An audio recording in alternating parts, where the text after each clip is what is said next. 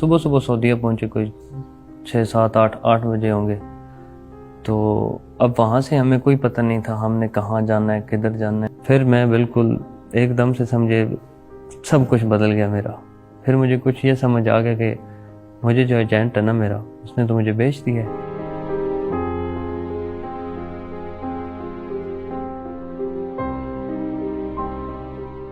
کہا جاتا ہے کہ یہ دنیا نیک دلوں کے لیے عذاب اور چالاک لوگوں کے لیے بے وقوف ہے، اور کچھ چالاک لوگ نیک دلوں کو بے وقوف بنا کر انسانی اسمگلنگ جیسے کاروبار بھی کرتے ہیں.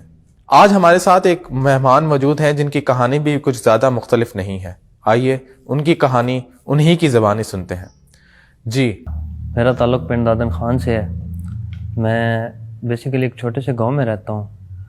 تو گھر کے حالات کچھ ایسے تھے کہ یہاں پاکستان کے حالات بھی ایسے ہیں کہ کوئی کام وغیرہ ایسا نہیں ہے.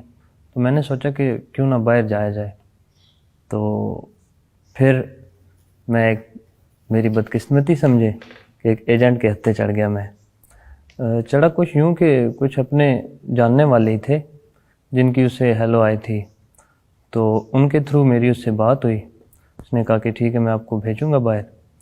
تو پڑھا لکھا میں کوئی اتنا خاص تھا نہیں، مطلب ان پڑھ ہی کہہ لیں. 5 انڈر میٹرک ہوں میں. ٹھیک ہے.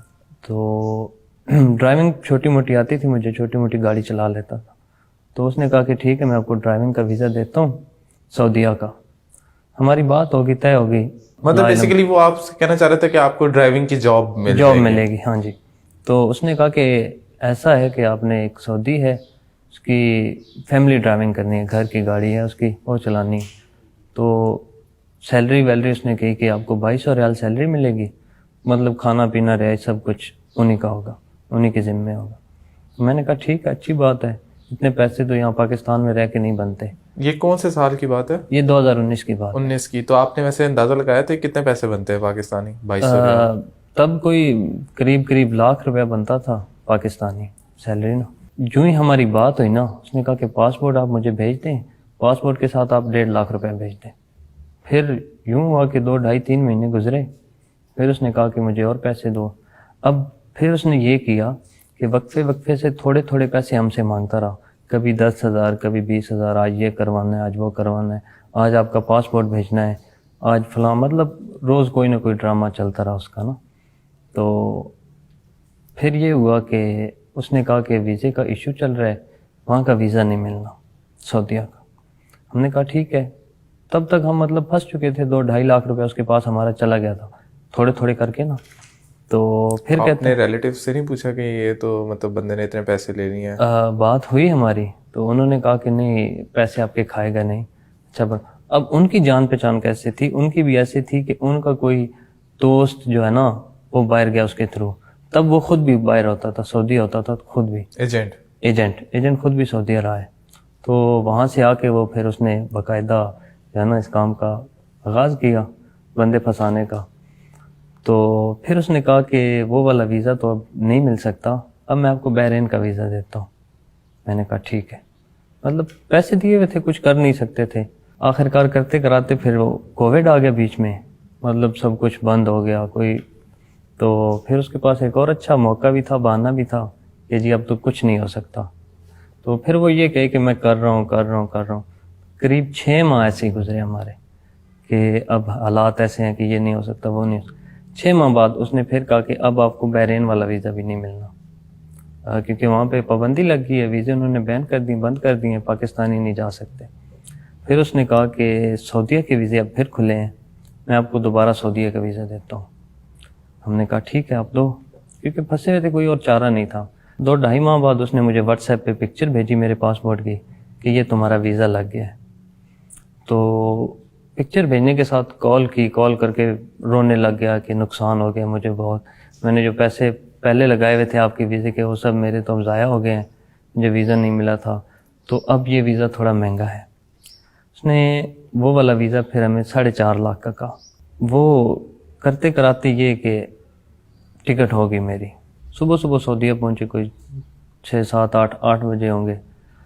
تو اب وہاں سے ہمیں کوئی پتہ نہیں تھا ہم نے کہاں جانا ہے کدھر جانا ہے. کوئی بندہ اس نے ہمیں یہ بتایا کہ آپ لوگ کا وہاں کوئی بندہ آ جائے گا لے لے گا، یا کوئی بس آئے گی. ہوٹل والے مطلب آپ لوگوں کو کہیں نہ کہیں سے پک کر لیں.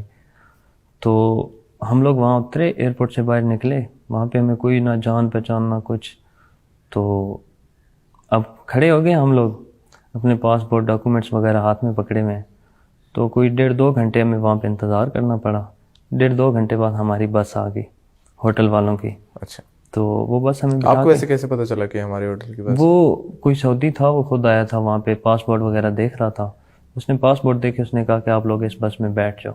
عربی میں کہا اس نے؟ عربی میں کہا. اچھا صحیح. تو بس تھوڑی بہت ہی اشاروں سے سمجھاتا تھا, عربی سمجھ تو آتی نہیں تھی. صحیح. اشارے سے ہمیں سمجھ آیا کہ اس بس میں بیٹھنا ہے. ہم لوگ بیٹھ میں ہوٹل کے چلے گئے. تو 5 دن ہم نے رکنا تھا ہوٹل میں, کوارنٹائن. ہاں جی. ٹھیک. تو 5 دن وہاں رکے. 5 دن میں مطلب وہ اپنے کورونا کے ٹیسٹ وغیرہ لیتے رہے. تو وہاں سے کلیئر ہوئے. جب آخری دن رہتا تھا نا, تو ایجنٹ کو پھر کال کی کہ اب ہم نے آگے کہاں جانا ہے. تب تک ہمیں کوئی پتہ نہیں تھا ہم نے کہاں جانا ہے, کس بندے کے پاس جانا ہے, کس نے ہمیں لینے آنا ہے, نہیں آنا, کدھر جانا ہے. پھر اس نے کہا کہ یہ نمبر ہے, ایک سعودی کا نمبر دیا نا اس نے, کہ اس نمبر پہ آپ رابطہ کرو, آپ پوچھ لو کہاں جانا ہے, یہ آپ کو سب بتا دے گا, یہ آپ کا سعودی ہے, مطلب جس کے پاس آپ جا رہے ہو. تو اب مجھے تو عربی بھی نہیں آتی تھی, میں تو بالکل نیا تھا, فرسٹ ٹائم تھا. صحیح. تو پھر میں ایک ٹیکسی والے کے پاس گیا, اس کی بات کروائی سعودی سے. سعودی نے کہا کہ ٹھیک ہے سے. اب ٹیکسی والا بھی پاکستانی تھا, تو ٹیکسی والے کی اس کی کیا بات ہوئی مجھے یہ نہیں پتا. ٹیکسی والے سے میں نے پوچھا کہ میں نے بھائی کہاں جانا ہے. ٹیکسی والے نے مجھے نہیں بتایا کہ آپ نے کہاں جانا ہے, کدھر جانا ہے. تو ٹیکسی میں بیٹھ گئے ہم لوگ, مطلب میں بیٹھ گیا ٹیکسی میں. تو اب وہ چلنے لگ گیا. تھوڑا چلا نا, آدھا گھنٹہ چلا, تو میں نے کہا خیر ہے, چلو ابھی تو ادھر ہی ہوگا, تھوڑا دور ہے, بڑا شہر ہے یہاں پہ, کہیں اتنا ٹائم لگ جاتا ہے. ٹیکسی جا رہی ہے, اب چلتی جا رہی ہے آہستہ آہستہ. جو روڈ 4 بجے نکلے تھے؟ ہاں جی 4 بجے, شام ہو گئی, آہستہ آہستہ رات ہو رہی ہے. تو اب وہاں پہ کچھ روڈ پہ لائٹس تھیں, جو اسٹریٹ لائٹ ہوتی ہے نا روڈ والی. جی جی. جب تک مجھے لائٹس نظر آ رہی تھیں تب تک میرے دل میں کچھ تسلی تھی کہ ابھی تک خیر ہے, کوئی نہیں, اتنا یہاں پہ کچھ لوگ تو رہتے ہوں گے. پھر ایک ٹائم ایسا آیا کہ بالکل سنسان روڈ ہو گیا, جہاں کوئی لائٹس نہیں ہے, کوئی آبادی نہیں ہے, کوئی کچھ نہیں ہے, صحرا ہی صحرا ہے. اچھا. پھر مجھے ڈر لگنے لگ گیا, یار کہیں میں پھنس تو نہیں گیا. تو تب مجھے آہستہ آہستہ تھوڑا تھوڑا فیل ہونے لگ گیا کہ کچھ غلط ہے. تو خیر ٹیکسی والے کو میں نے کہا کہ یار بتا تو دو, ہم لوگ کہاں جا رہے ہیں. ٹیکسی والا یہی کہے کہ پریشان نہ ہو یار, تمہارا سعودی آ رہا ہے, میرے سے بات ہوئی ہے, بڑا اچھا ہے, بات سے لگ رہا ہے, تو ٹینشن والی بات نہیں ہے, تم ٹینشن نہ لو. خیر چلتے گئے. اب سنسان روڈ ہے بالکل, کوئی گاڑی نہیں ہے, کوئی, ہماری گاڑی ایک اکیلی گاڑی تھی اس روڈ پہ اس وقت. تو کوئی 30-40 کلومیٹر دور گئی ہے. تو وہاں پہ کچھ 8-10 گھر ہوں گے قریب. وہاں پہ ایک گاڑی کھڑی ہے, ایک ڈالا کھڑا ہوا ہے. تو ڈالے کے پاس ایک بڈھا بابا ہے جو کھڑا ہوا ہے, مطلب 60-65 کا ہوگا, 70 کا ہوگا, اتنا مطلب اتنی اس کی ایج تھی. تو وہاں جب گاڑی رکی ہے نا, تب مجھے اندازہ ہو گیا کہ بھائی میں تو پھنس گیا ہوں, کیونکہ اس کی گاڑی کے حالات, اس کا حلیہ دیکھ کے نا مجھے لگا کہ غلط ہو گیا میرے ساتھ کوئی. تو اب ٹیکسی والا میری بات نہ سنی, میں نے اسے کہا کہ یار دیکھو یہ کوئی غلط بندہ ہے, مجھے یہاں نہ اتارو. ٹیکسی والا اپنے لالچ میں تھا. اب ٹیکسی والے کی وہاں سے کوئی 300 کی بات ہوئی تھی, 300 روپے, اس نے 300 ریال لینے تھے. آپ سے بات ہوئی تھی؟ میرے سے نہیں, سعودی سے. اچھا اچھا. سعودی سے 300 ریال کی کرایہ کی بات ہوئی, جو سعودی نے اس کو دینے تھے. تو وہاں اسے اپنے پیسوں کی پڑ گئی کہ یار مجھے میرے پیسے دو, میں نکلوں. تو سعودی نے ایسا کیا, اسے 50 روپے پکڑائے اور کہا کہ بھاگ جاؤ یہاں سے. خیر اس نے سامان میرا نکال دیا ٹیکسی والے نے, ٹیکسی والا چلا گیا. اب میں اس کی گاڑی میں نہیں بیٹھ رہا تھا, سعودی کی گاڑی میں. ٹیکسی والا تو اب اکیلا سعودی, ایک میں, 2 بندے ہیں ہم وہاں پہ. صحیح. تو اس نے سامان اپنی گاڑی میں رکھا, مجھے بازو سے ایسے کس کے پکڑ کے گاڑی میں بٹھا لی. رستے میں میرے ساتھ بہت باتیں کرتا رہا جن کی مجھے تو کوئی سمجھ نہیں ہے, ہنس کے باتیں کرتا رہا. اچھا وہاں سے جب سعودی کی گاڑی نکلی نا, ہم لوگ نکلے, تو روڈ تک تو مجھے لگا کہ چلو کوئی روڈ تک ہی ہوگا کام, اس کی گاڑی چلانی ہوگی شاید. پھر ایک ٹائم ایسا آیا کہ اس نے گاڑی روڈ سے اتاری اور صحرا میں ڈال دی. اچھا. صحرا والی سائڈ گاڑی اس نے چلانی شروع کر دی. پھر مجھے اور ڈر لگ گیا, پھر میں نے کہا کہ اب کام خطرے والا ہے. پھر میں بالکل ایک دم سے سمجھے سب کچھ بدل گیا میرا. پھر مجھے کچھ یہ سمجھ آ گیا کہ مجھے جو ایجنٹ ہے نا میرا, اس نے تو مجھے بیچ دیا ہے اور میرا کوئی حل نہیں اب. خیر کیا ہونا ہے, پھر اترے گاڑی سے, اس نے کہا کہ اندر اور سامان اس نے ایک, اور وہاں اس کے پاس 2 بندے اور تھے جو کہ سوڈانی تھے, کالے تھے نا, بالکل سیاہ فام بندے تھے, وہ دونوں لڑکے تھے. تو رہائش میں چلے گئے اندر, وہ لوگ کھانا کھا رہے تھے, 9 ساڑھے 9 کا ٹائم تھا آئی تھنک. صحیح. تو وہ لوگ کھانا کھاتے ہیں, مجھے اس نے کہا کہ ان کے ساتھ بیٹھ جاؤ, اشارہ کرتا ہے عربی میں, کہتا ہے کچھ عربی کی تو سمجھ نہیں, اشارے کی آگے کہ بیٹھنے کا کہہ رہا ہے. تو وہ کھانا کھا رہے تھے, مجھے کہتے ہیں اکل اکل, عربی میں کہتے ہیں نا, تو کھانے کو عقل. کھانے, ہاں جی. تو اب مجھے سمجھ نہ آئی, پھر انہوں نے اشارہ کیا ہاتھ کے ساتھ کہ کھانا کھاؤ. تو اب مجھے کہاں میرے آگے کوئی چیز جاتی تھی وہ حالات سارے دیکھ کے. تو میں نے کہا میں نے نہیں کھانا. وہ لوگ کھانا کھا چکے ہیں. تو وہ جو سعودی تھا نا بابا, وہ مجھے عربی میں کہتا ہے جیب پاسپورٹ, اور جیب جواز کہتا ہے, اس کی مجھے سمجھ نہیں آئی. تو میں نے اسے کہا آئی ڈونٹ انڈرسٹینڈ. تو 2-3 دفعہ ایسے ہی کہتا ہے, پھر کہتا ہے جیب پاسپورٹ. پھر تو مجھے سمجھ آیا کہ یہ پاسپورٹ مانگ رہا ہے.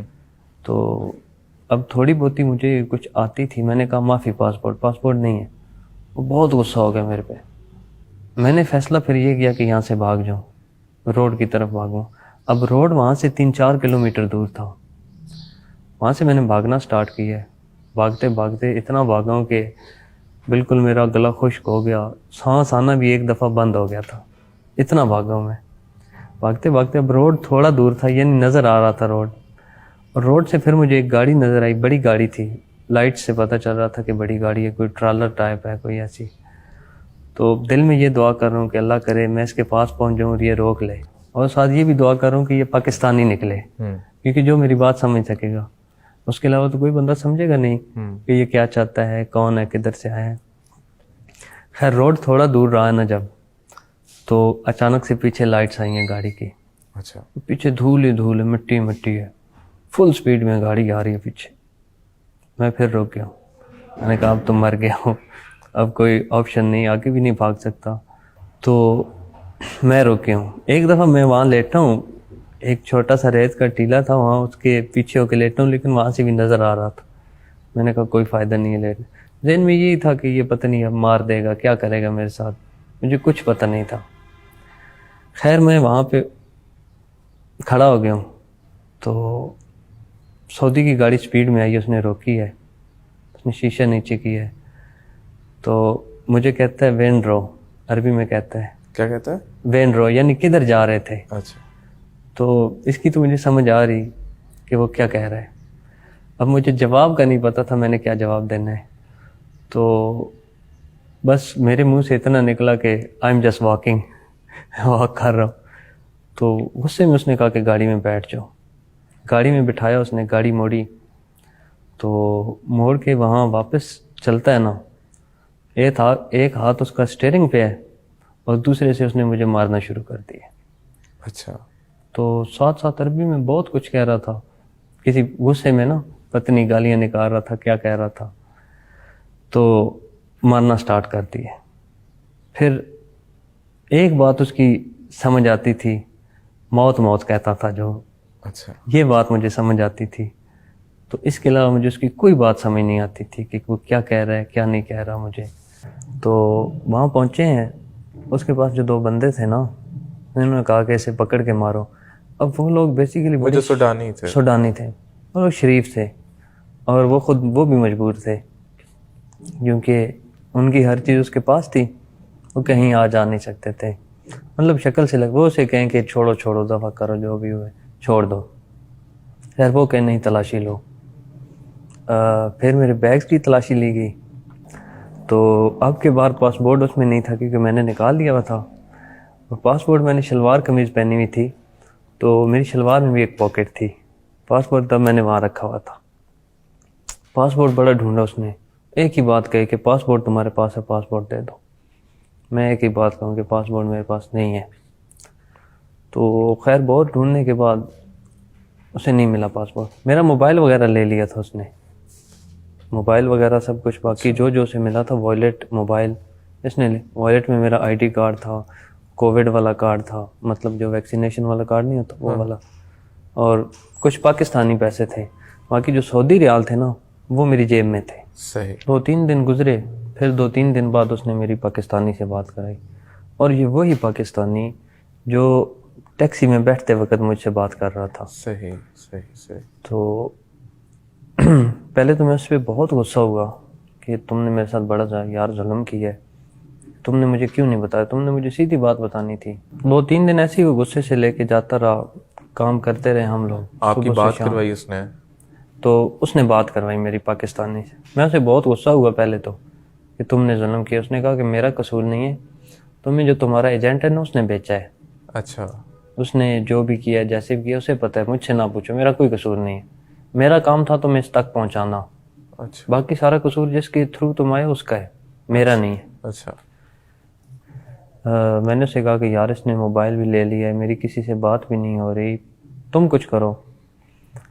تو وہ کہتا ہے کہ یہ ایسے نہیں تمہاری جان چھوڑے گا. میں نے کہا کہ اس سے پوچھو یہ میری جان کیسے چھوڑے گا. تو اس نے کہا کہ ٹھیک ہے میری اس سے بات کرواؤ.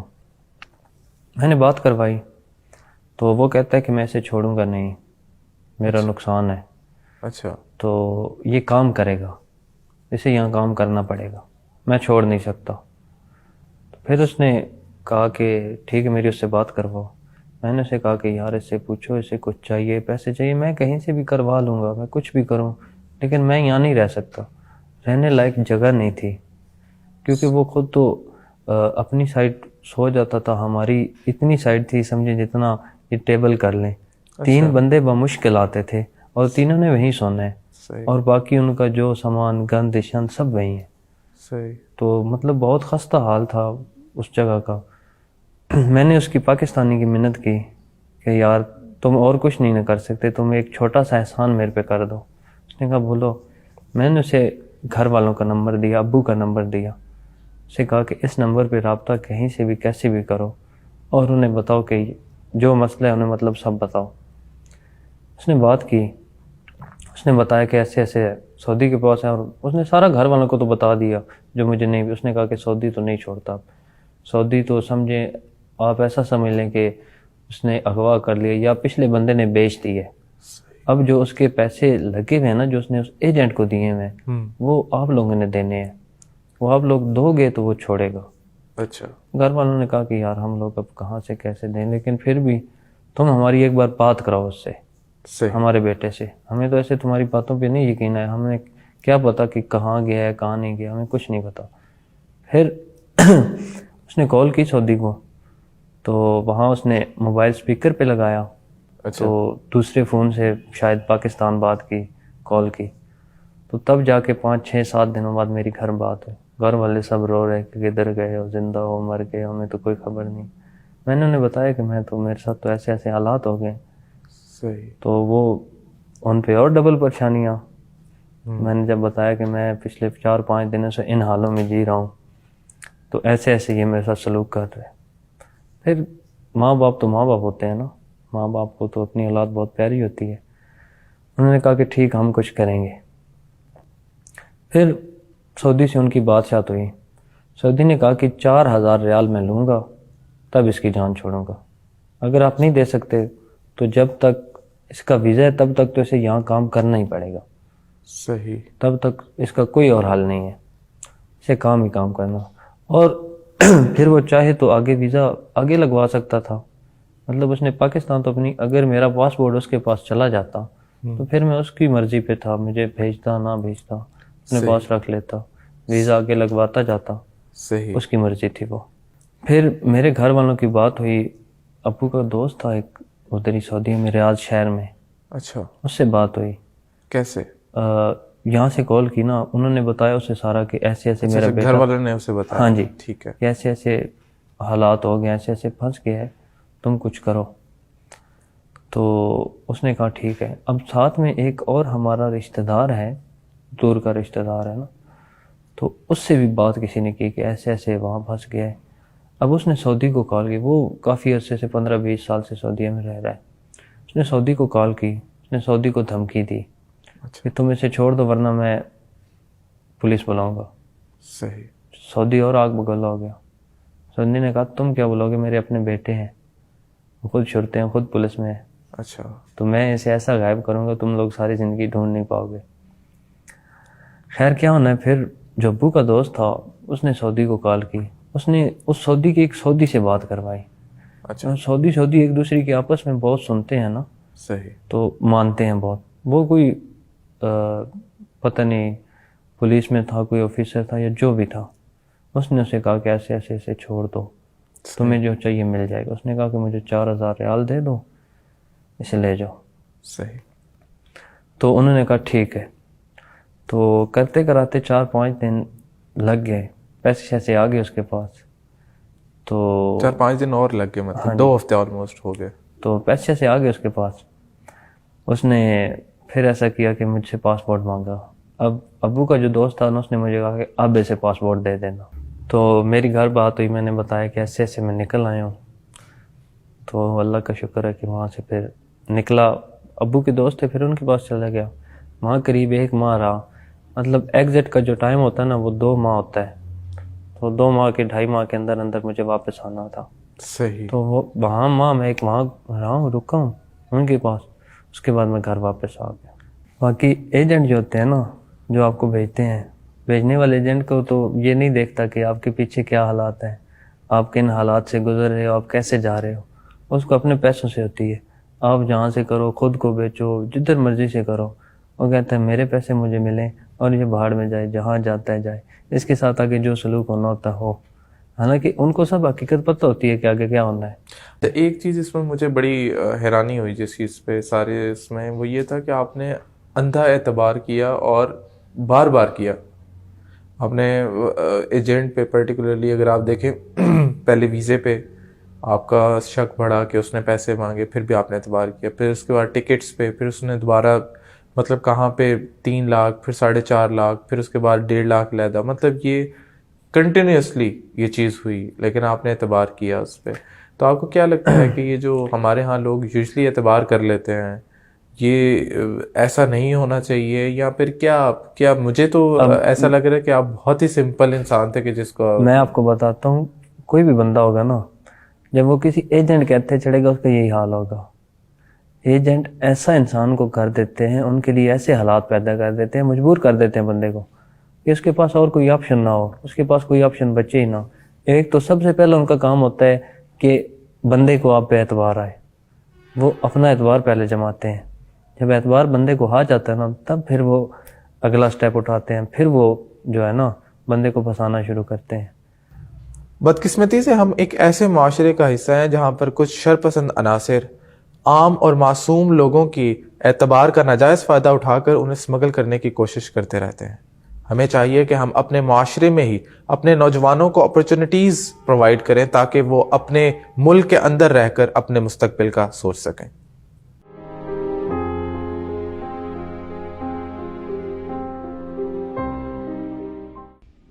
Thank you for watching the full video. آپ میں سے بہت سے ایسے لوگ ہیں جنہوں نے شاید ہمارا یوٹیوب چینل سبسکرائب نہیں کیا. So if you want to support independent journalism and watch more meaningful content, please subscribe to our YouTube channel.